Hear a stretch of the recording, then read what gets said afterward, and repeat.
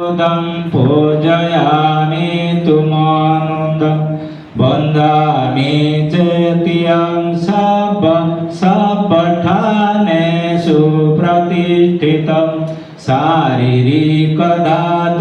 महाबोधि बुद्धरूपं सकलं सदा यशमूले निशिनव